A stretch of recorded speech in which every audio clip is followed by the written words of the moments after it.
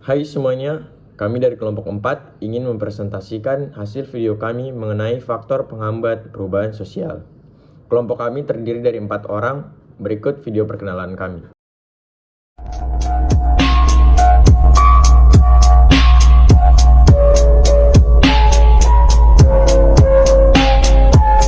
That notion here at night when you're home alone. All this shit in my head, yeah, you don't wanna know.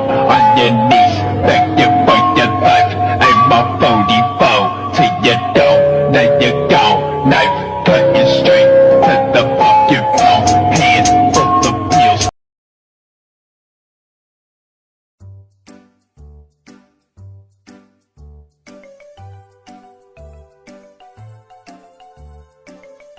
Oke, jadi saya di sini akan menjelaskan tentang penghambat perubahan sosial.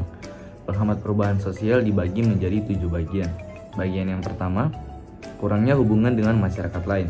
Ketika kita jarang melakukan interaksi sosial, kita akan sangat sulit memperoleh informasi atau pengetahuan baru. Kurangnya hubungan dengan masyarakat lain juga dapat menghambat penyampaian informasi mengenai perkembangan, kebudayaan, peradaban, ataupun pengetahuan. Terhambatnya hubungan antar masyarakat dapat terjadi karena isolasi geografi dan kultural. Terisolasi geografi terjadi pada masyarakat yang tinggal di daerah terpencil.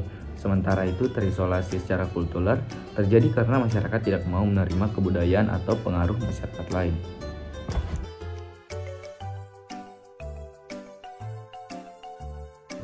B. Adat dan kebiasaan yang sulit diubah.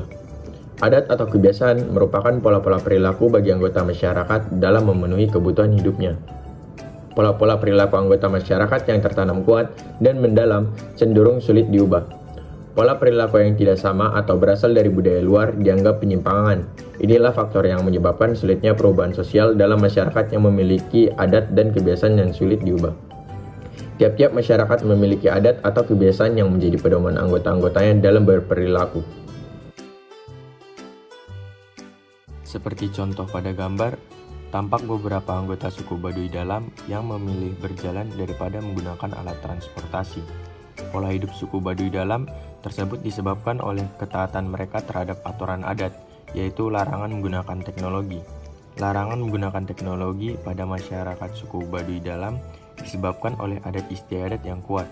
Oleh karena itu, masyarakat Baduy Dalam sulit menerima kebudayaan dari luar.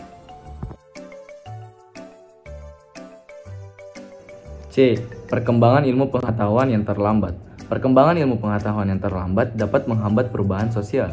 Kondisi ini dapat disebabkan oleh terisolasinya suatu daerah, praktik penjajah dan perbudakan. Terisolasinya suatu daerah menunjukkan bahwa daerah tersebut sulit dijangkau, sehingga masyarakatnya tidak tersentuh oleh kebudayaan lain.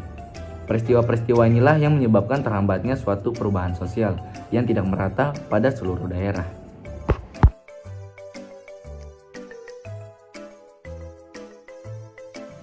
D. Kepentingan yang tertanam kuat. Seseorang yang berada pada zona nyaman cenderung memiliki keinginan yang tertanam kuat. Keinginan yang tertanam kuat berkaitan dengan vested interest atau kepentingan. Vested interest menghambat perubahan sosial karena menganggap kondisi saat ini sudah baik. Sebagai contoh, pada masyarakat yang mengalami transisi, tentunya ada golongan yang dianggap pelopor proses transisi.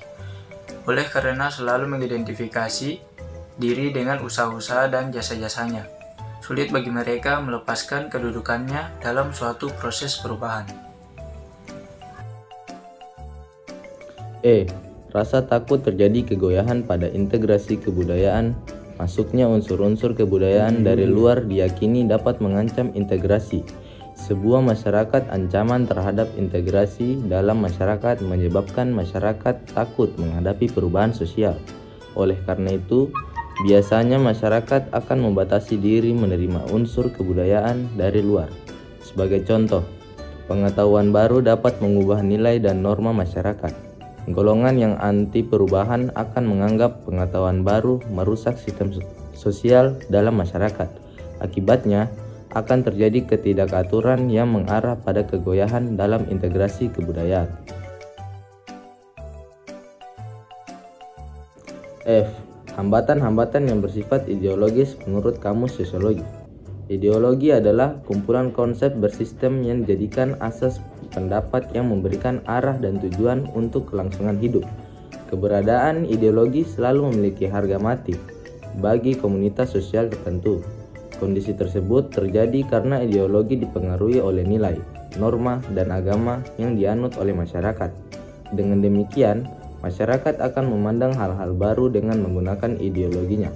Apabila hal-hal baru tersebut dianggap tidak sesuai dengan ideologinya, mereka akan menolak masuknya hal-hal baru meskipun dapat bermanfaat bagi kehidupannya.